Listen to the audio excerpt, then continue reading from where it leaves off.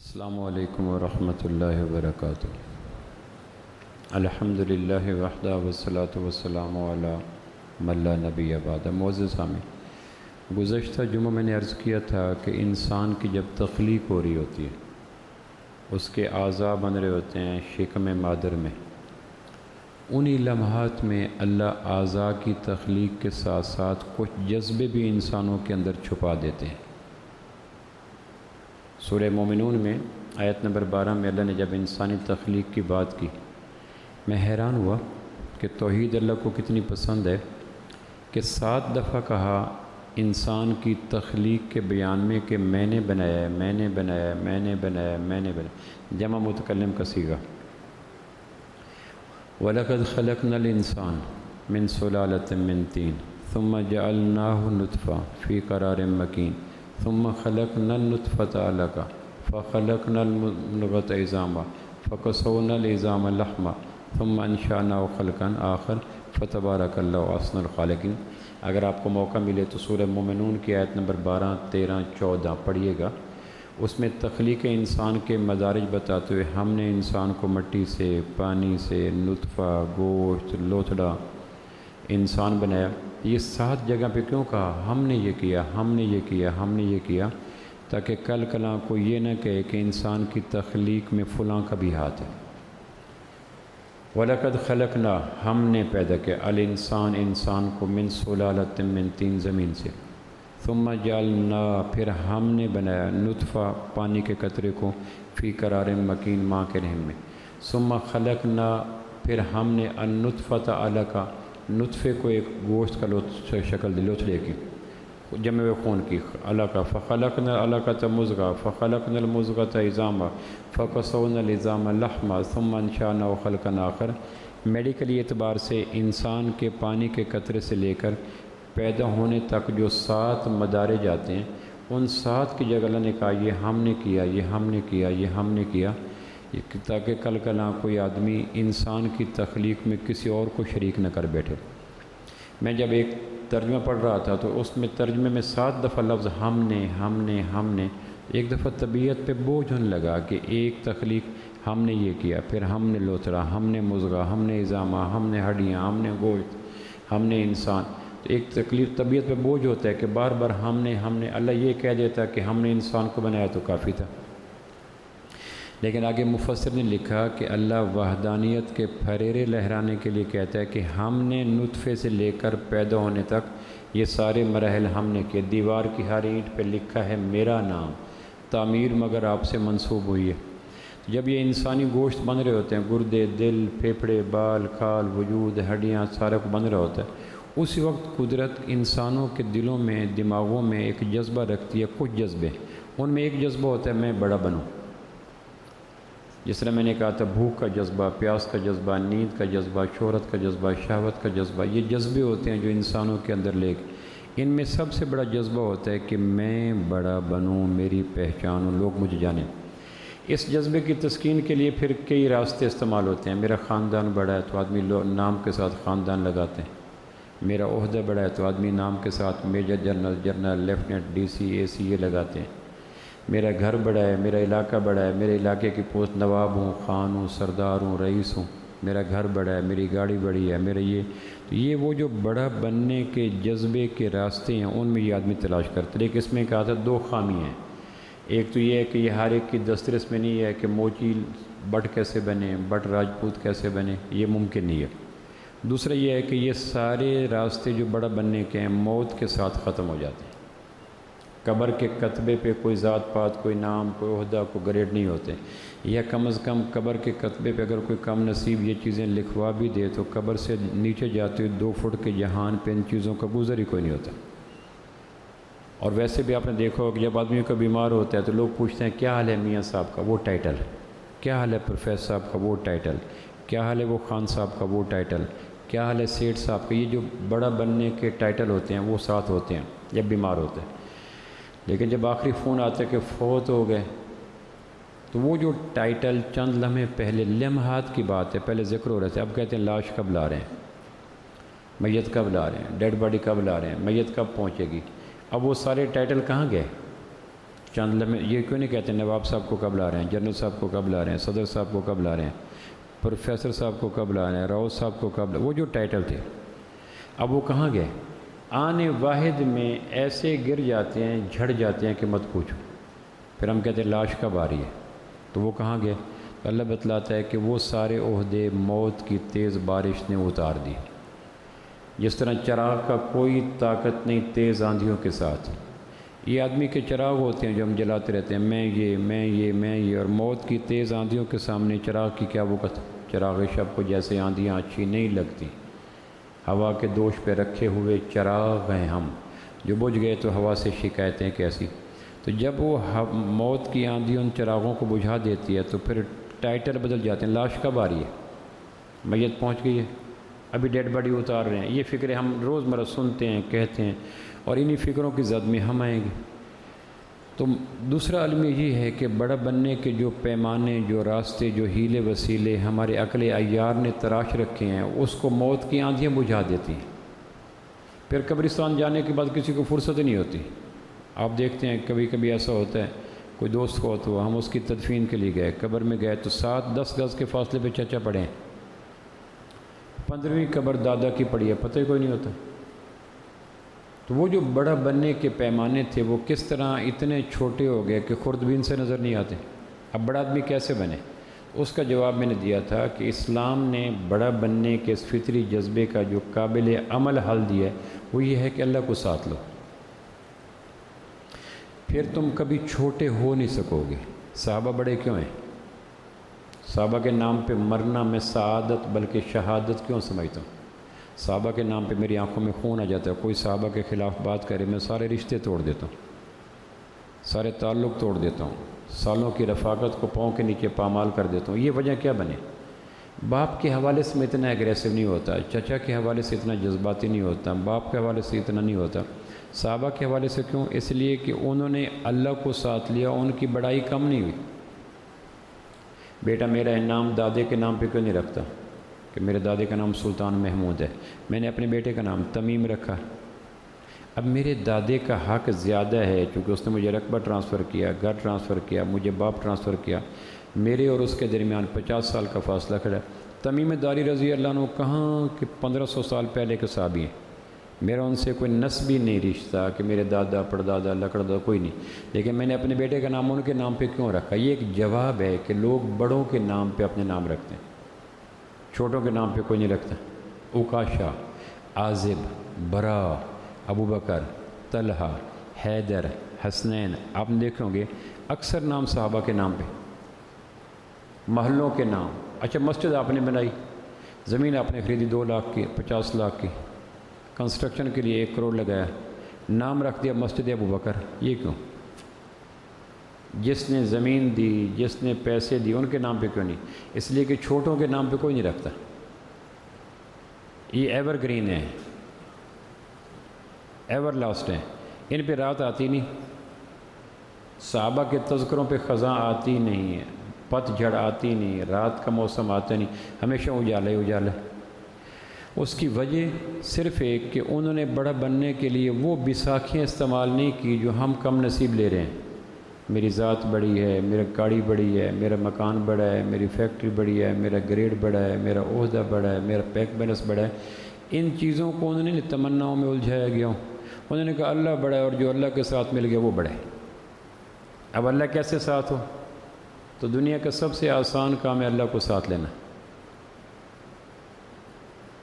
مجھے ایک آدمی کہنے لگا جنت میں جانے کو دل کرتا ہے لیکن جنت میں جانا بڑا مشکل ہے۔ جنت تو ایسی چیز ہے، اللہ کا مہمان خانہ ہے۔ اب صدر پاکستان کا مہمان خانہ، وزیر اعظم کا مہمان خانہ، فلاں کھرب پتی کا مہمان خانہ، تو اللہ کا مہمان خانہ اسی پہ قیاس کر لیں، اللہ کے مہمان خانہ اللہ کے شان شان ہوگا۔ مالا اجن رات ولا اوزن سمیت ولا خطر علی قلب بشر، اللہ کے مہمان خانے کا عظمت کا دل تصور ہی نہیں کر سکتا، حالانکہ دل کے تصور کی رینج کتنی زیادہ ہوتی ہے، گمان نہیں کر سکتا کوئی۔ تو کہنے لگے اللہ کے گھر میں جانے کو دل کرتا لیکن ہے بڑا مشکل۔ میں نے کہا اچھا آپ سنیں، اللہ کہتا ہے جو نیکی کا ارادہ کرے نیکی دوں گا، حدیث میں آتا ہے، بخاری کی روایت ہے۔ اب ارادہ کرنا کون سا مشکل ہے؟ بوڑھا آدمی کہ میں بوڑھا ہوں ارادہ نہیں کر سکتا، دیہاتی کہ میں دیہاتی ہوں ارادہ نہیں کر سکتا، ان پڑھ کہ میں ان پڑھ ہوں ارادہ نہیں کر سکتا، راجپوت کہ میں راجپوت ہوں ارادہ، دنیا کا کوئی انسان یہ نہیں کہہ سکتا کہ نیکی کا ارادہ نہیں کر سکتا۔ نیکی کے ارادے کے لیے تو بدن کا پاک ہونا ضروری بھی کوئی نہیں، لباس کا پاک ہونا ضروری بھی کوئی نہیں، قبلہ روح ہونا ضروری بھی کوئی نہیں، کچھ بھی ضروری نہیں، نیکی کا ارادہ کر لے۔ تو کتنا آسان ہے نیکی کرنا کہ نیکی کے ارادہ کرو نیکی مل جائے گی، حدیث بخاری میں آتا ہے۔ پھر کر لو تو 10 سے 700 گنا کا اضافہ کر دوں گا، ایک کے عوض ایک نہیں۔ اگر کر لو تو چیک کروں گا اس میں اخلاص، خشوع، خضوع، رزق حلال، مسنون طریقہ، تو پھر 10 سے 700 گنا اضافہ کر دوں گا۔ پھر گناہ کا ارادہ کرو تو گناہ نہیں دوں گا، قتل کروں گا، چوری کروں گا، ڈاکہ ڈالوں گا، رشوت لوں گا، یہ گناہ کے ارادے ہیں۔ گناہ کا ارادہ کرو تو گناہ نہیں دوں گا، پھر گناہ کا ارادہ کر کے گناہ نہ کرو پھر بھی نیکی دوں گا۔ آپ نے فرمایا بیوی کے پاس صحبت کرنا ثواب ہے۔ صحابہ نے کہا یہ کیسے؟ آپ نے کہا کسی اور جگہ کرتے تو گناہ ہوتا؟ کہا جی ہوتا۔ کہ اگر کسی اور جگہ کرنے سے گناہ ہے تو جہاں کرنے کو حکم ہے وہاں کرنا ثواب کیوں نہیں؟ فرشتے کہتے ہیں یا اللہ اس نے شراب پینے کا ارادہ کیا تھا، اس نے شراب نہیں پی۔ اللہ کہتے ہیں شراب پینا گناہ تھا، کرنے کے ہاں تو نہ پینا۔ اب آپ اندازہ کریں کتنا آسان ہے کہ گناہ کا ارادہ کر کے گناہ نہ کیا پھر بھی نیکی۔ اچھا گناہ کا ارادہ کر کے گناہ کر لیا تو ایک گناہ، یہ نہیں کہ 10 سے 700 گناہ۔ اچھا پھر اگر گناہ کر لیا اور توبہ کر لیا تو پھر وہ گناہ نیکی۔ اب آپ سوچیں، پھر آدمی کیا جنت میں جانا مشکل ہے؟ نیکی کا ارادہ نیکی، نیکی کا کرنا 10 سے 700 گناہ، گناہ کا ارادہ گناہ نہیں، گناہ کا ارادہ کر کے گناہ نہ کرنا نیکی، اور گناہ کر کے توبہ کرنا پھر نیکی، تو کیسے مشکل ہوا؟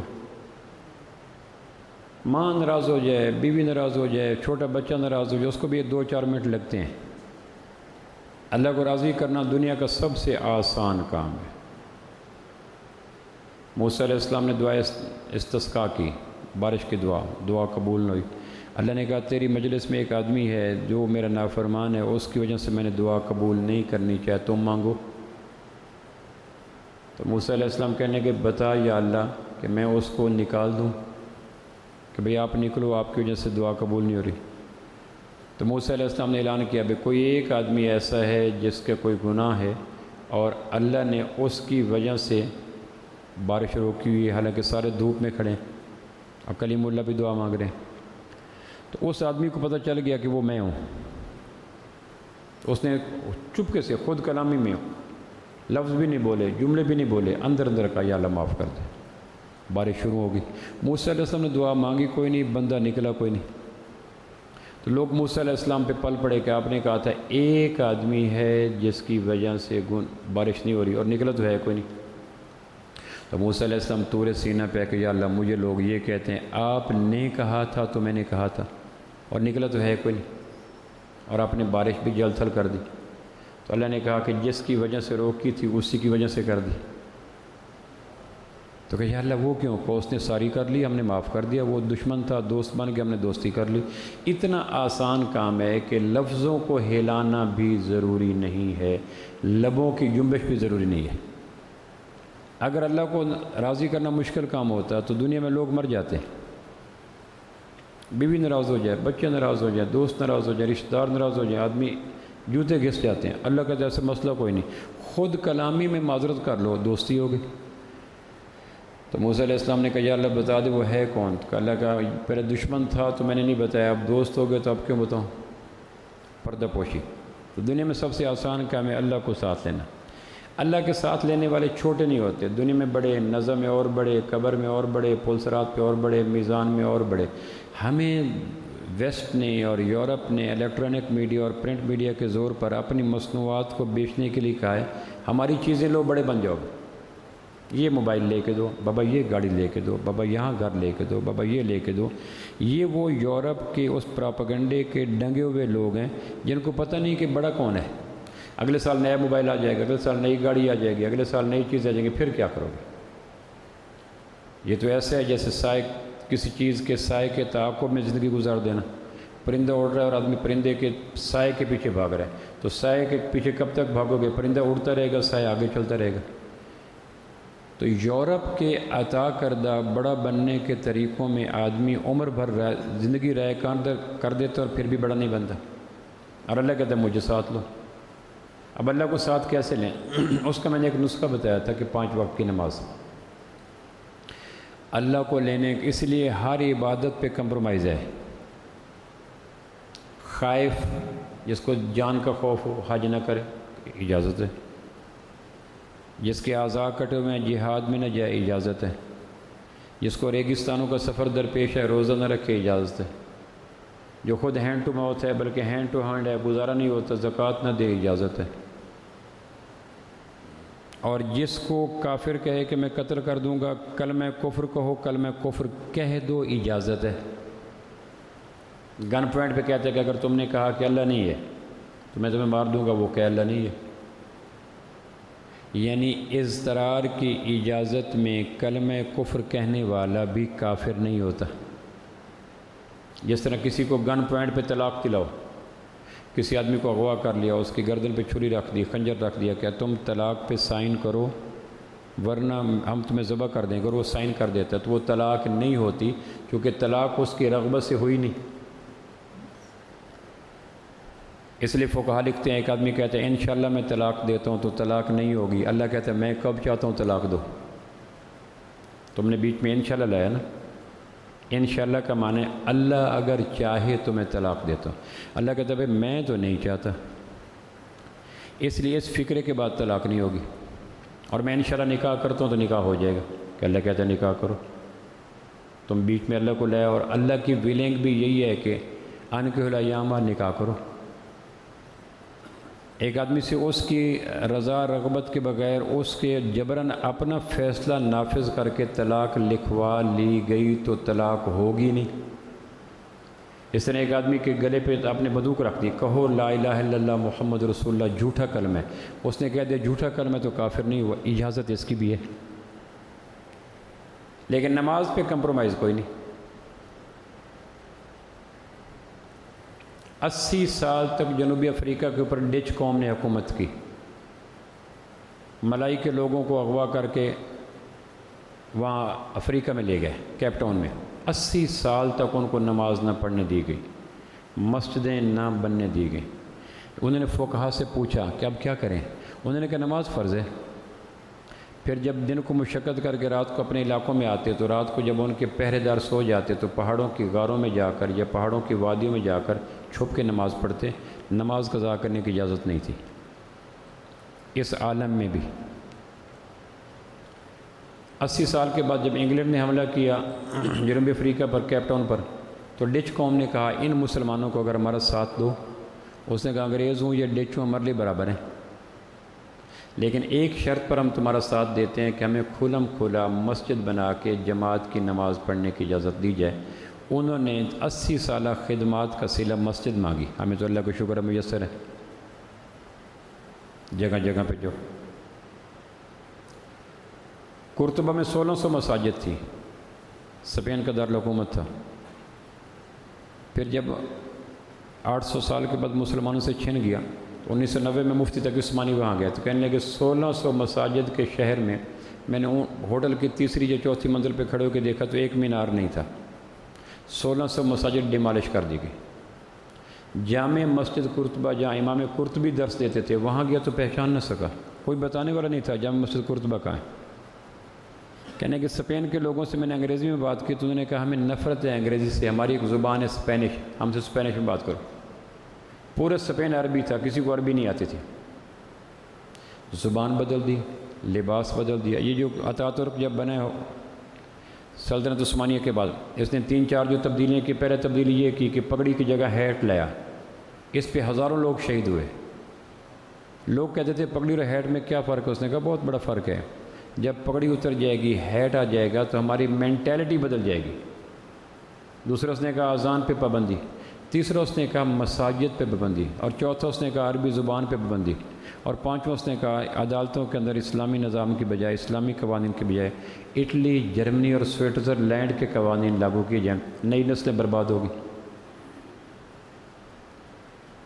1600 مسجدوں کے اندر شہر کے مسجدیں تھیں، ایک مسجد سلامت نہیں تھی۔ کہنے کہ میں نے پھر ڈھونڈنے کی کوشش کی کہ قرطبہ مسجد کہاں ہے، کوئی بتانے والا نہیں تھا۔ پھر ایک گائیڈ کو ایک کاغذ لیا، اس میں ایک لکھا ہوا تھا جامع مسجد قرطبہ۔ ہم نے اس سے پوچھا، یہ اشارہ کر کے سپین میں یہاں جانا ہے۔ وہ تنگ تری گلیوں میں لے گیا۔ قرطبہ مسجد جو دنیا کی شاہکار تھی، مکفل پڑی تھی۔ پھر ایک ساتھ چھوٹا دروازہ کھلا تھا، وہاں سے داخل ہوئے تو لوگ کتے لے کے اندر پھر رہے تھے۔ مسجد قرطبہ جہاں 800 سال تک اذانیں ہوتی رہی۔ 3 بڑے گرجا گھر بنے ہوئے تھے، ان میں گھنٹیاں بج رہی تھیں۔ ایک لمبی لائن تھی کمروں کی، وہ سارے عیسائیوں کے پادریوں کی تھی، ان کے کمرے تھے۔ مسجد کے صحن کے اندر ایک ڈرامہ چل رہا تھا، کرسیاں لگی اور ڈرامہ چل رہا تھا۔ مسجد کے ایک کونے پہ پب خانہ بنا تھا جہاں لوگ شراب پی۔ یہ قرطبہ مسجد کے صحن کی بات ہے۔ حال میں گئے تو ایک چھوٹا سا تاریخ سے جہاں 14,000 بلب جلتے تھے، یعنی اس دور کی لالٹینیں وغیرہ، وہاں 2-3 چھوٹے چھوٹے چراغ جل رہے تھے۔ پہلی 2 صفیں چھوٹی سی، اس کو دھاگے سے باندھ کے وقف کیا ہوا تھا کہ مسلمان چاہیں تو یہاں آ کر قرطبہ کی مسجد کے بین سن سکتے ہیں۔ کہنے کہ ہم وہاں گئے، 2 رکعت نفل پڑھی، اذان دی، اذان کا جواب دینے والا کوئی نہیں۔ اذانوں کا شہر، مسجدوں کا شہر، میناروں کا شہر، یہ حال ہو گیا۔ چمگادڑیں پھر رہی تھیں، جالے لگے ہوئے تھے، ہو کا عالم تھا جیسے ویران کنویں کے اندر علامت ہوتی ہے۔ 2 نفل پڑے، واپس آ گئے۔ بہر ہے تو ایک عیسائی گٹار بجا رہا تھا صحن میں، تو کہنے کہ مجھ سے کہا گائیڈ نے یہ کیا ہے؟ میں نے کہا یہ مسجد قرطبہ کے بین ہیں جو مسجد قرطبہ کہتی ہے۔ سناؤ ان لوگوں کو جو نور بشر میں، حاضر ناظر میں، 8-20 تراویح میں، ہاتھ اوپر نیچے باندھنے میں امت کو لڑاتے رہتے ہیں، کہ مسجدوں کی بین سنو، قرطبہ کی مسجدوں کی یہ حال ہوگی۔ تو نماز پہ معافی کوئی نہیں۔ اللہ کے محبوب صلی اللہ علیہ وسلم کو زینب کے مرب کی بابی زینب نے غزوہ خیبر کے موقع پہ زہر دیا بکری کی ران میں ملا کر۔ 7 ہجری کو غزوہ خیبر ہوا، 11 ہجری کو آپ کو اس کے اثرات ہوئے، اور آپ کے علیہ السلام نے 7 کنوؤں کے پانی ڈال کر اپنے پر ڈالے تاکہ اس میں پانی جب نیچے گرتا تو پیلا ہو جاتا۔ آپ نے کہا 4 سال کے بعد بھی ظالم عورت کا زہر اب بھی وجود میں اثرات باقی رکھتا ہے۔ پھر 14 دن تک آپ رہے، بیمار رہے، اور پھر آپ نے 2 آدمیوں کے کندھوں پہ ہاتھ رکھے، عباس اور علی رضی اللہ عنہما، ان دونوں کے کندھوں پہ ہاتھ رکھے۔ حضرت عائشہ کہتے ہیں وہ منظر میرے سامنے ہے، جب اللہ کے محبوب سے چلا نہیں جا رہا تھا، پاؤں زمین سے گھسٹتے جا رہے تھے لیکن مسجد جا رہے تھے۔ یعنی جیسے آدمی کے اندر ویکنیس اتنی اتر جاتی ہے، کمزوری اتنی سرایت کر جاتی ہے کہ آدمی 2 آدمیوں کے کندھوں پہ ہاتھ رکھنے کے بعد پاؤں بھی نہیں اٹھا سکتا۔ نکاحت کا ذوف کا یہ عالم تھا کہ آپ کے پاؤں گھسٹ رہے تھے، اور گھسٹنے کی وجہ سے زمین پہ ہلکی سی لکیر آ رہی تھی لیکن مسجد جا رہے تھے۔ یہ کیا میسج تھا؟ یہ کیا پیغام تھا؟ حالانکہ اگر آپ عمر گزری نماز میں، لیکن اگر یہ پیغام نہ دے کے جاتے امت کو کیا پتہ چلتا کہ نماز کیا چیز ہے؟ حضرت عمر رضی اللہ بے ہوش ہو گئے، پتہ نہیں چل رہا تھا۔ طبیب تھا عیسائی، اس نے کہا اگر مجھے پتہ چل جائے عمر زندہ ہیں یا فوت ہو گئے تو میرے پاس ایک ایسا مالیکیول موجود ہے، کیمیکل موجود ہے کہ دوں گا ٹھیک ہو جائیں گے۔ انہوں نے کہا نبض چیک کرنے کا، نبض اتنی کمزور پڑ گئی کہ پتہ نہیں چل رہا، نبض اتنی تھم گئی کہ شاہی طبیب عیسائی تھا، پتہ نہیں چل رہا۔ ایک صحابی کہنے کا یہ کون سا مسئلہ، یہ تو میں تمہیں بتا دیتا ہوں عمر زندہ ہے یا فوت ہو گئے۔ اس نے حیرت سے دیکھا کہ شاید یہ طبیب ہے، اس نے آیا، اس نے کان میں آ کے کہا حی علی الصلاۃ، اور حضرت عمر نے آنکھیں کھول دی۔ ہم حی علی الصلاۃ پہ آنکھیں بند ہو جاتی ہیں۔ کتنے لوگ ہیں جن کی نیند کی لوری حی علی الصلاۃ ہوتی ہے، یعنی آواز ایک ہوتی ہے، آدمی فیصلہ اندر کی کیفیات سے کرتا ہے، سنت ہے، سنت ہے، فکر ایک ہی ہے، لیکن آدمی اپنے اندر کے اعتبار سے فیصلے کرتا ہے۔ سکندر یونانی نے کہا تھا میرے دونوں ہاتھ نکال دو، یونان کے شہزادے نے، تاکہ لوگوں کو پتہ چلے کہ دنیا سے آدمی کچھ لے کے نہیں جاتا۔ تو وہ پیغام دینا چاہ رہا تھا کہ دنیا سے خراج لینے والا خالی ہاتھ جا رہا ہے، لیکن ہمارے فقیروں نے کیا کہا؟ سکندر جب گیا دنیا سے دونوں ہاتھ خالی تھے، اللہ کے واسطے ہمیں کچھ دے دو، لوگ چیزوں سے عبرت اپنے اندر کے اعتبار سے لیتے ہیں۔ وہ کیا پیغام دینا چاہ رہا تھا اور یہ کیا پیغام لے رہے تھے۔ ہم میں سے کتنے لوگوں کو نماز کے وقت نیند آتی ہے اور کتنے لوگوں کی بے ہوشی ہوش میں آتی ہے حی علی الصلاح کی آواز پر۔ تو حضرت عمر ہوش میں آ گئے، اور ہوش میں آتے پہلے کہا اس کا اسلام میں کوئی حصہ نہیں جو اذان کے بعد مسجد کے علاوہ کہیں نظر آ جائے۔ حسن بصری رحمہ اللہ کا قول ہے کہ اذان کے وقت مسجد کے علاوہ کہیں نظر آنے والا منافق ہے۔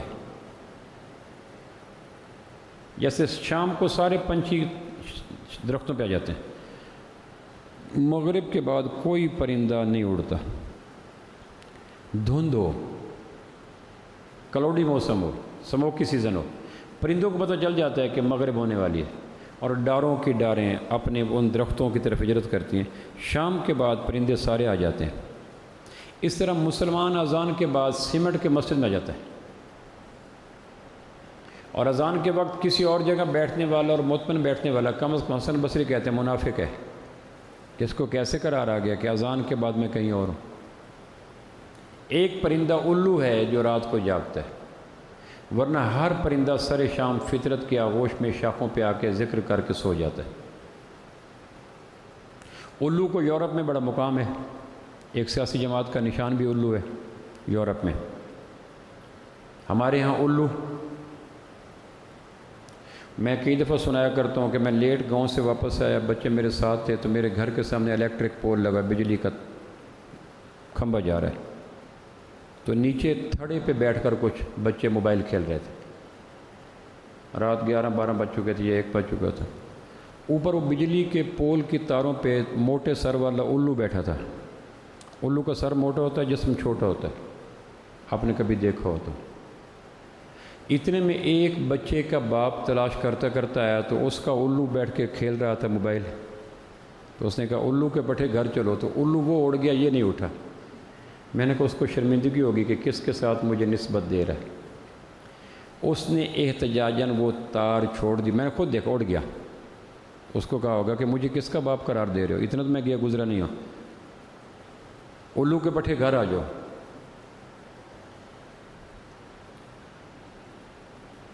میں ایک دن ایک جگہ گیا تو کچھ لوگ رات کو دیر تک جاگ رہے تھے، تو میں نے کہا اپنے آپ کو کہا کرو پٹھو سو جاؤ۔ کیا کہا؟ یہ موقع ہم میں سے ہر ایک کو مل سکتا ہے۔ رات 10 بجے کے بعد جب ہاتھ میں کوئی چیز اور جاگ رہے ہوں تو تھپکی دے کے کہا کیا کہا کرو، بولو۔ اب نہیں کہیں گے آپ بولے ہیں پر اتنے نہیں ہیں۔ اپنے اوپر 4 چھیٹ کون لاتا ہے؟ کیا کہا کرو جی؟ نہیں، مرنے اپنے آپ کو منہ نہیں دکھانا، قد آدم آئینے کے سامنے۔ تو نماز پہ کمپرومائز کوئی نہیں۔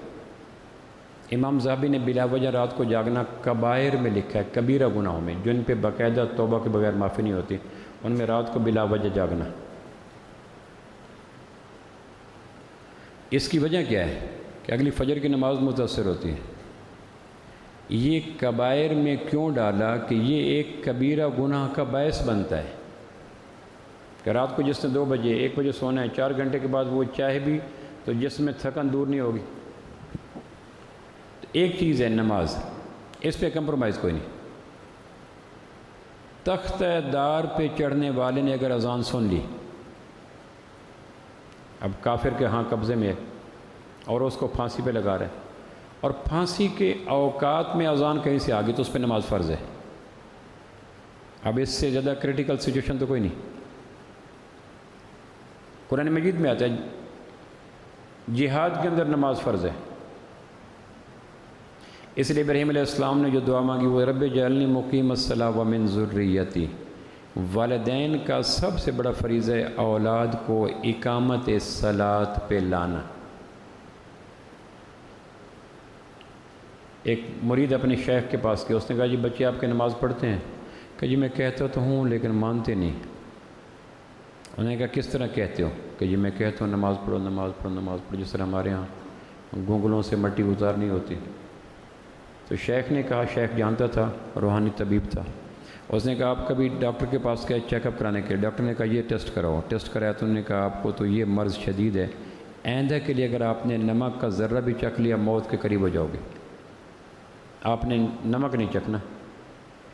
اب گھر آ کے اس نے بیوی کو، بہو کو، بیٹی کو کہا کہ ان برتنوں میں جن میں سالن پکاتے ہو، آٹا گوندتے ہو، اس میں میرا نہ سالن پکانا، اس لیے کہ ان کے اندر بھی نمک کے ذرات کا ذائقہ تو موجود ہوتا ہے، الگ سے پکاؤ۔ تو دوپہر کا کھانا پکا تو معمول میں وہی پک گیا، اس نے سامنے لا کے رکھا تو نمک سالن میں، نمک روٹی میں۔ اس نے کہا یہ کیا؟ اس نے کہا بھول گیا، چونکہ 30 سال سے آپ کھا رہے ہیں تو ہم انشاءاللہ کر لیں گے۔ شام کو پکا تو پھر وہی۔ اگلی صبح طبیب کے پاس گیا تو طبیب نے کہا آپ کے تو خون میں نمک موجود ہے۔ اس نے کہا میرے ذمہ سمجھانا تھا، اگر نہ رکیں تو میں کیا کروں؟ میرے ذمہ کہنا تھا، سو میں نے کہہ دیا۔ اب اگر وہ بہو، بیٹی، بیوی نہ پکائے تو میں کیا کروں؟ کہنے کہ آپ طبیب کو یہ کہیں گے؟ کہنے لگے نہیں، کیوں نہیں کہیں گے؟ اس لیے کہ جان کا مسئلہ ہے۔ ہنڈیاں کہیں ہوگی، پلیٹیں کہیں ہوں گی، گلاس کہیں ہوں گی، چابی کہیں ہوں گے، سب کچھ، پھر تم مجھے مارنا چاہتے ہو، یہ حال ہو جائے گا۔ وجہ کیا ہے؟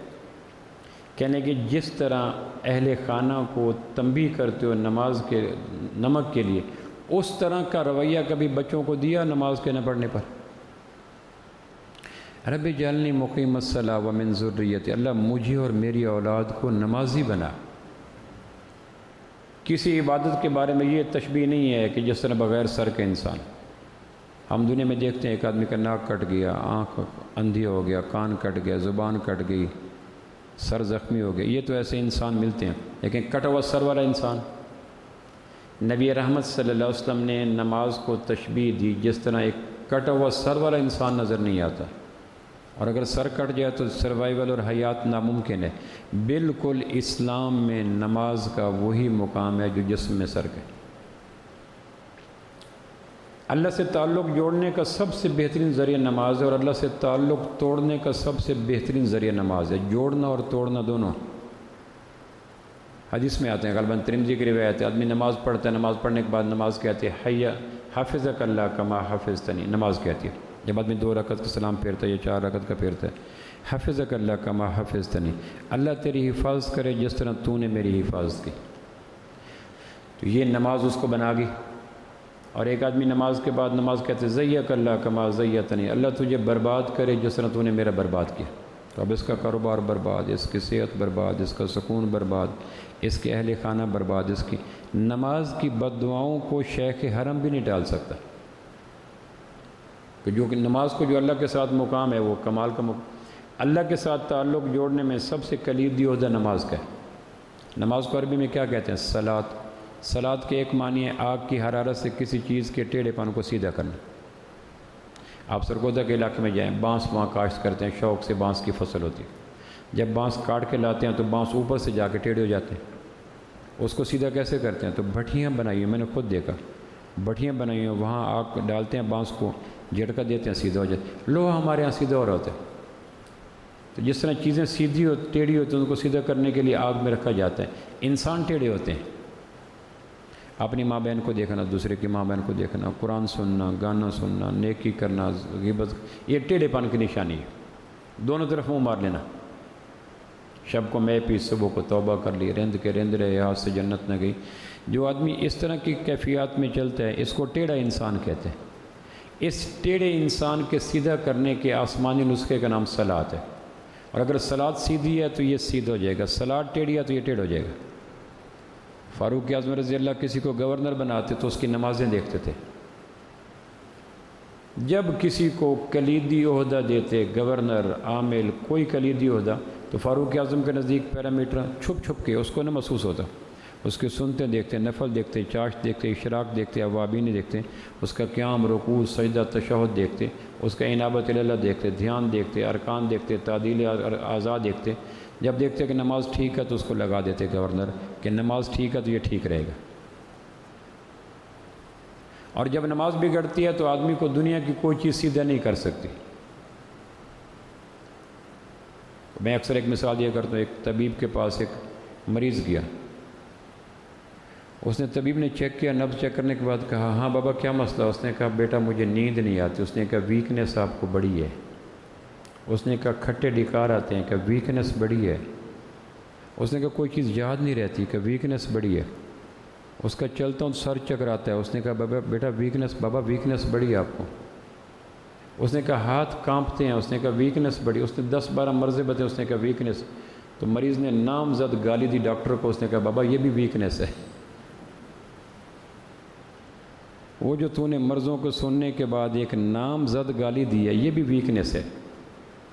میں جھوٹ بولتا ہوں کہ نماز ٹھیک نہیں ہے، غیبت کرتا ہوں کہ نماز ٹھیک نہیں ہے، زنا کے خیالات آتے ہیں کہ نماز ٹھیک نہیں ہے، چوری کے تصور آتے ہیں کہ نماز ٹھیک نہیں ہے، ہوس بڑھ گئی ہے کہ الغرض ہر آنے والی روحانی بیماری کو نماز کے ٹیڑھے پن سے جوڑنا، یہ صحیح تشخیص ہے، آسمانی تشخیص ہے، قرآنی تشخیص ہے، ایمانی تشخیص ہے۔ اس لیے جب کوئی مسلمان ہوتا تو آپ پہلا حکم دیتے علمہ الصلاۃ، اس کو نماز کا حکم دیتے۔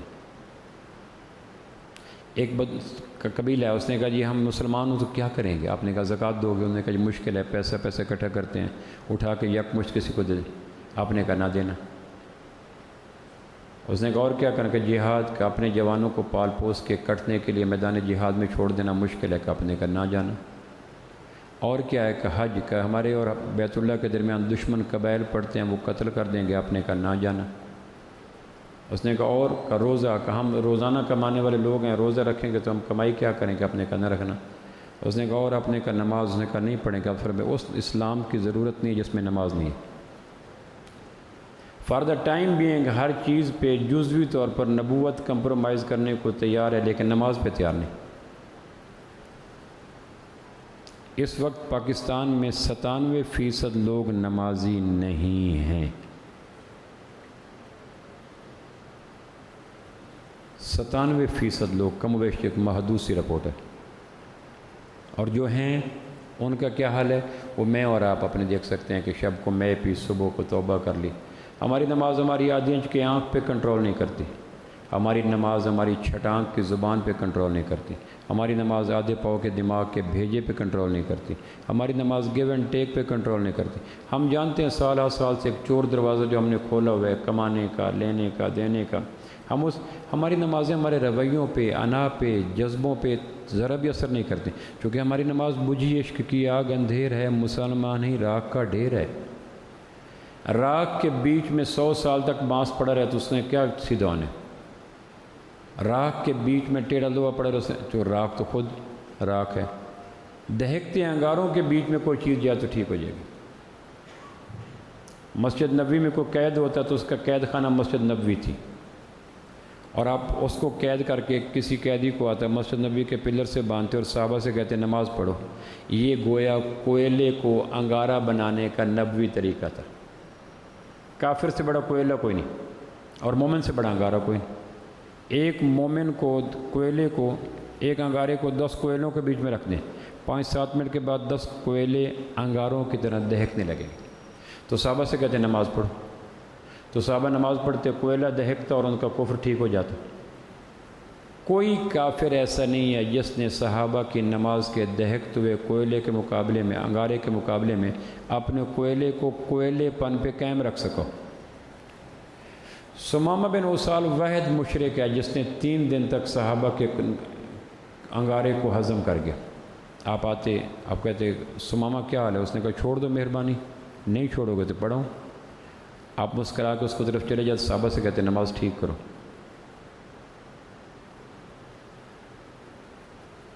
جس آدمی کی تشخیص یہ ہے کہ میرے ہر خامی کا سبب کمزوری نماز ہے، مبارک کو وہ صحت مند ہو جائے گا۔ اور اپنی ہر خامی کا سبب بیوی کو، بچے کو، پڑوسی کو، دوست کو، لین دین کو قرار دینا، یہ تشخیص ہی غلط ہے۔ خراب گردہ ہے، تشخیص جگر ہے۔ خراب معدہ ہے، تشخیص دماغ ہے۔ تو دماغ، معدہ ٹھیک نہیں ہوگا، دماغ خراب ہو جائے گا۔ غلط تشخیص مرض کو بگاڑ دیتی ہے۔ تو آخری بات میری یہ، اللہ سے تعلق بنانے صرف ایک کام کر لیں، 5 وقت کی نمازوں کو جاندار بنائیں، شاندار بنائیں۔ اس لیے قرآن مجید نے کہیں نہیں کہا نماز پڑھو۔ جب بھی قرآن میں آیا تو اقیم الصلاۃ، یقیم الصلاۃ، تقیم الصلاۃ، اقیم الصلاۃ، یقیمون الصلاۃ، تقیمون الصلاۃ، اس کے علاوہ قرآن میں نماز کا ذکر نہیں آتا۔ جب بھی قرآن میں آپ پڑھیں گے، اور ایک جگہ آیا مسلین، نماز پڑھنے والے، اس کے ساتھ کہا فویل للمصلین، ہلاک ہو گئے نماز پڑھنے والے۔ اور کامیاب الذین هم فی صلاتہم خاشعون قد افلح المؤمنون الذین هم فی صلاتہم خاشعون، کامیاب ہو گئے نماز کو قائم کرنے والے، برباد ہو گئے نماز کو پڑھنے والے۔ اور قیامت والے دن جس کے خلاف نماز نے گواہی دے دی اس کا کوئی عمل سیدھا نہیں ہوگا۔ روزہ کیا، یہ سارے نماز کی فیملی کے افراد ہیں۔ روحانی فیملی کا سربراہ نماز ہے، جس طرح گھر کا سربراہ ہوتا ہے، اس کے حالات اگر ٹھیک ہیں، بزنس اگر ٹھیک ہے، جاب اگر ٹھیک ہے، انکم اگر ٹھیک ہے، تو سب بچوں کا گزر اوقات ٹھیک ہوگا، کپڑے ٹھیک ہیں، جوتے ٹھیک ہیں، گاڑیاں ٹھیک ہیں، پھل ٹھیک ہیں، پلاٹ ٹھیک ہیں۔ کیوں؟ گھر کے سربراہ کے حالات ٹھیک ہیں۔ اور اگر سربراہ کرائسس میں آ گیا تو ڈیفالٹ کر گیا، بے روزگار ہو گیا، پیرالائز ہو گیا، رقم ڈوب گئی، تو اب بچوں کی گاڑیاں بھی بکتی ہیں، لش پش بھی بکتا ہے، مکان بھی بکتے ہیں، ٹیپ ٹاپ بھی ختم ہو جاتی ہے۔ وجہ کیا؟ گھر کا سربراہ کرائسس میں آ گیا۔ تو جس طرح گھر کا سربراہ ہوتا ہے، روحانی خاندان کا سربراہ نماز ہے۔ جس کی نماز خراب ہوگی اس کا سارا خاندان برباد ہو گیا۔ خاندان سے مراد اس کے اخلاق برباد ہو گئے، اعمال برباد ہو گئے، سوچیں برباد ہو گئی، جذبے برباد ہو گئے، رویے برباد ہو گئے، آمد برباد ہوگی، خرچ برباد ہوگی۔ گویا سربراہ خاندان جو تھا وہ خراب ہو گیا۔ اسی لیے پہلا یہ ہوگا، اس کا گھر کا سربراہ کیسا تھا؟ قیامت والے دن جو پہلا سوال ہوگا، سربراہ کیسا تھا، یعنی نماز کیسی تھی۔ تو ہم نماز کو عقم پہ لائیں۔ خاص برانڈ کی نماز مقصود ہے۔ آپ کپڑے پہ دینے جاتے ہیں، کپڑا فلاں کپڑا ہے کہ نہیں، کب آپ چلے جاتے ہیں۔ اللہ کہتے ہیں میں نے نماز کو کبھی نماز نہیں کہا، عقم الصلاۃ والی نماز ہے کہ نہیں، کب پھر چھوڑ دو، کوئی ایکسکیوز برداشت نہیں ہوگا۔ ابراہیم علیہ السلام، ہمیں کہا ملت ابیکم ابراہیم، تم ابراہیم کی ملت ہو، کہ یا اللہ ہم ہیں، فتب ملت ابیکم ابراہیم، ابراہیم کے طریقے پہ چلو، یا اللہ چلتے ہیں، کیا کریں؟ کہ تمہارے باپ کو جب مستجاب لمحوں کی خبر دی گئی تو حتیم کے اندر تمہارے باپ نے کیا دعا مانگی تھی؟ رب جعلنی مقیم الصلاۃ ومن ذریتی، اللہ مجھے اور میری اولاد کی نماز ٹھیک کر دے۔ اور تمہیں تو اولاد کی نماز کا فکر ہی کوئی نہیں۔ صبح گھر میں اٹھتے ہیں، ہم دیکھتے ہیں کہ بچے سوئے ہیں، بیوی سوئی، بہو سوئی ہے، لیکن بابا جی کو چائے کا کپ نہیں ملا، تو بابا جی چائے کے کپ کو بنیاد بنا کر ناراض ہوتے ہیں، بے نمازی ہونے پہ ناراض نہیں ہوتے۔ سارے کا سارا گھر پڑا ہے، کوئی چائے بنا کے دینے والے نہیں ہے، یہ ہوتا ہے گلے کی بنیاد۔ ناشتہ کرنے والے کوئی نہیں، یہ ہوتے ہے گلے کی بنیاد۔ اس کا روٹ کاز تلاش کریں۔ سبب یہ ہے رات کو 2 بجے تک الوؤں کی طرح جاگنا۔ عہد نبوت میں عشاء تاخیر سے ہوتی تھی، ہمارے ہاں نہیں، جس طرح 9 بجے عشاء، 9:15 بجے عشاء، راتیں لیٹ ہوتی، نمازیں لیٹ ہوتی تھی۔ عشاء کی نماز صحابہ کہتے ہیں مسجد میں بیٹھے بیٹھے اونگ آ جاتی تھی۔ یہ جو ہمارے ہاں 9 بجے، 9:15 بجے داخل ہو کے ٹائم پڑھاؤ، یہ عہد نبوی کی عشاء نہیں تھی۔ عہد نبوی کی عشاء مذاکرے ہو رہے ہیں، قافلے آ رہے ہیں، مسلمان ہو رہے ہیں، دین کی تربیت ہو رہی ہے، مسائل ڈسکس ہو رہے ہیں، آیات اتر رہی ہیں، لوگوں کے حالات سے آگاہی ہو رہی ہے، تو یہ چیزیں ٹپیکل تو نہیں تھی۔ اس کے لیے پھر عشاء کی نماز قدر تاخیر سے ہوتی تھی۔ 6 اذانیں ہوتی تھی، تہجد کی اذان۔ مسجد کا مکفل ہونا عہد نبوت میں ثابت نہیں ہے۔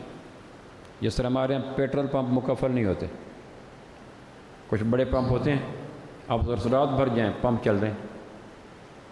فیکٹریاں مکفل نہیں ہوتی ہیں، 8-8 گھنٹے کی شفٹیں ہیں۔ بعض ادارے ہیں جو 24 آور ہیں، اور 30 سال سے مل چل رہی ہے، 30 سال سے مل 1 سیکنڈ کے لیے بند نہیں ہوئی۔ تو عہد نبوت میں مسجد کا مکفل ہونے کا تصور ہی نہیں تھا۔ مسجد کے تالے تو مقدر پہ تالے ہیں، عزت پہ تالے ہیں، عروج پہ تالے ہیں، غلبے پہ تالے ہیں، کامیابی پہ تالے ہیں، حکمرانی پہ تالے ہیں۔ 24 کروڑ مسلمانوں کی موجودگی میں مسجدوں کا مکفل ہو جانا، یہ تو مسجدوں کے نوحے ہیں، مسجدوں کے بین ہیں، مسجدوں قرطبہ کی بیٹیاں۔ یہ پھر بین جب مسجدیں کرتی ہیں تو پھر کون بچاتا ہے؟ مسجدوں کے بین جب آسمانوں پہ جاتے ہیں کہ یا اللہ بند ہو گئے، فجر کے وقت بند ہوئی، زور تک بند ہے، زور کے وقت بند ہوئی، عصر تک بند ہے، عصر کے بعد بند ہوئی، تو جب اتنے مسلمان، تو عہد نبوت میں ممکن نہیں تھا کہ مسجد تالا لگے۔ آخری بات عرض کرتا ہوں، ابن مسعود رضی اللہ کا قول ہے، امام غزالی نے لکھا ہے کہ میں فجر کی نماز سے پہلے تہجد پہ آیا تو کچھ لوگ جمعے کا دن تھا، آ کے بیٹھے تھے، اندھیرا تھا مسجد میں، تو میں نے پوچھا کون ہو؟ انہوں نے کہا کہاں؟ ہم فلاں، کیسے آئے؟ کوئی جمعہ پڑھنے کے لیے آئے؟ فجر کی نماز سے پہلے جمعے کی تیاری کر کے آ جاتے تھے، اور اس امت میں پہلا زوال جمعے کی نماز کو غیر اہم سمجھنا۔ اذا نودی للصلاۃ من یوم الجمعہ فسعوا الی ذکر اللہ وذروا البیع، حکم ہے وذروا البیع، جس کام میں لگے اس کو چھوڑنے کا حکم ہے۔ ڈی سی کہہ دے یہ کام کرو، ہیلمٹ پہننا ضروری ہے، لائسنس رکھنا ضروری ہے، تو پورا ملک میں لوگ کیا کرتے ہیں؟ اللہ کہتا ہے میں تمہیں کہہ رہا ہوں وذروا البیع، سورہ جمعہ آیت نمبر 6 یا 7، یہ لاسٹ ون ہے، کہ جس کام میں لگے ہوئے ہو، اور جتنا اہم کام ہے وذروا البیع، چھوڑ دو۔ ہمارے ہاں کتنے لوگ ہیں جن کا جمعے پہ وقت پہ آنا، دیر سے آنا، اس میں کبھی پریشانی نہیں ہوتی، چاہے وقت پہ نہ ملے طبیعت تھوڑی سی ایریٹیشن بے چینی لیتی ہے، خشک پتہ ہاتھ کی پشت پہ گر جائے تھوڑا سا بے چینی کا احساس ہوتا ہے۔ وذروا البیع، جس کام میں وہ چھوڑ دو، جمعے پہ آ جاؤ۔ لیٹ ہو گئے، کبھی طبیعت پہ اتنی گرانی بھی ہوئی جتنا خزاں کے بے مایا، بے وقت، بے وزن پتہ ہاتھ پہ جرجری پیدا کرتا ہے، دیر سے آنے میں طبیعت پہ کبھی اتنی جرجری بھی ہوئی، اور اگر اتنی نہیں ہوئی تو اپنے لاشے کے لیے دفنانے کے کفن کا انتظام کرنا چاہیے۔